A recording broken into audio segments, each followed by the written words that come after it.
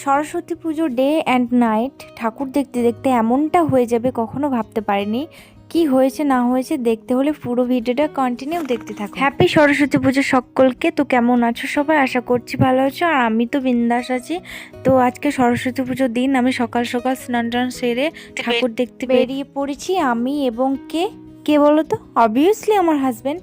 তো আমরা দুজন এই বেরিয়ে পড়েছি, এখানে একটা ঠাকুর দেখলাম, তারপর আমরা আবার স্কুটিতে চেপে এবার আমরা নাগরাকন্দার সব থেকে ফেমাস জায়গা চলে এলাম, আপনজন ক্লাব।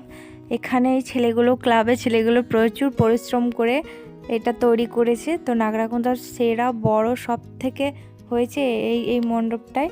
তো দারুণ হয়েছে। আমি পুরোটা তোমাদেরকে কভার করতে পারিনি, কিন্তু রাত্রেতে দেখাবো আমি, অবশ্যই কথা দিলাম। তবে এই দিনের বেলায় ঠাকুর দেখা দেখি করতে করতে টাইম হয়ে গিয়েছে প্রায় 11টা। তাই আমরা এখানটা থেকে আর দেখবো না, আমরা বাড়ি চলে যাব। বাড়ি আসার পর খাওয়া দাওয়া করে একটু রেস্ট করে নিয়েছি, তারপর আবার নাইটে বেরিয়ে পড়েছি। এই দেখো রাত্রেতে প্যান্ডেলটা কেমন লাগছে, খুব সুন্দর লাগছে।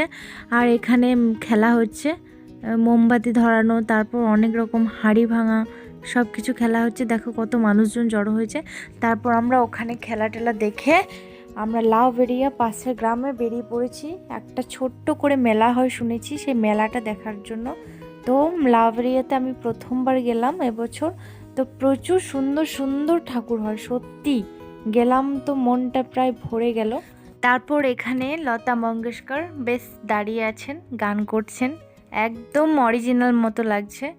মানে দারুণ দারুণ দারুণ। অনেকক্ষণ ওখানে দাঁড়িয়েছিলাম, দাঁড়িয়ে দাঁড়িয়ে দেখছিলাম।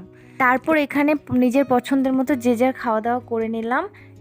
এবার আমরা একদম ভিডিও শেষের দিকে চলে এসেছি। বাড়ি যাওয়ার পথে আবার এখানে একটা ঠাকুর হয়েছে, তো এখানে একটু দাঁড়িয়ে দাঁড়িয়ে দেখে নিলাম। দেখো মাস্টারমশাই দাঁড়িয়ে দাঁড়িয়ে পুরোটা ফিল নিচ্ছে, আর আমরা ভিডিও করে বেড়াচ্ছি।